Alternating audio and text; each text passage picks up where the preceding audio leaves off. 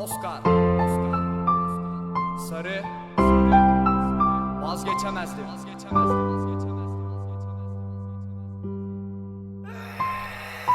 Geldi çattı ayrılık, karşı gelemem zamana. Zamanında alıştı ciğer her türlü dumana. Dumanlı bak her günüm, dik duramam hayatta. Hayatımda karardı lan, sağ çıkamam sabaha. Bakamam artık hiçbir şeye, gözlerimde karartı. Karardı bak düşlerim, güllerimde sarardı. Sarardın beni kollarınla, omuzuma da yatardın. Kalırdım ben de öylece gözlerine bakardım. Zorunda kaldım belki de ama ayrıldık sonunda. Zoruma gider sensizlik, alışmıştım sonuçta. Sonuç belli, ben yalnız sen başka kollarda. Seni seviyorum derdin lan, yok mu başka palavra? Senden sonra kendime zarar verdim, duruldum. Durup gülerdim, bana karşı mutluluğu bulurdum. Bulup kaybederdim, yerinde değil henüz şuurum.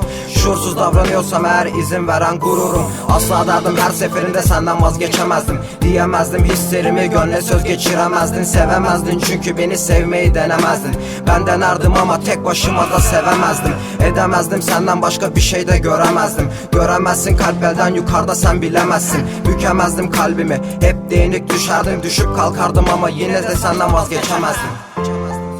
Yazıyorum yine bak kağıt kalem önümde. Kalemime ilham veren sevgi aciz gönlümde. Ömrümde yaşamak istediğim hayat seninle. Yazıyorum yine bak kağıt kalem önümde. Kalemime ilham veren sevgi aciz gönlümde. Ömrümde yaşamak istediğim hayat seninle. Senisi şimdi başka kollarda, başka bir gönülde.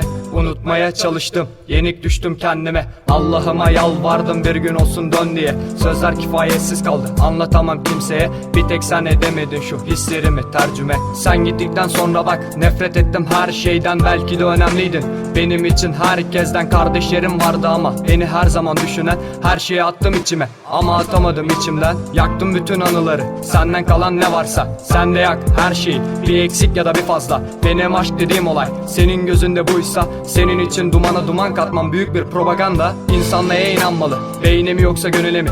Peki nasıl öğrendik sevip ya da sevmemeyi? Bazıları kolay sanır bırakıp da terk etmeyi. Ben daha getiremezken dile iki kelimeyi. Kalmadı artık hayatta kayda değer hiçbir şey. Her şey güzeldi önceden, şimdi oldum besbeter. Yeter dedirtir zaman, inandığın kahveler sahteler. Masalın tersine doğrular hep kaybeder.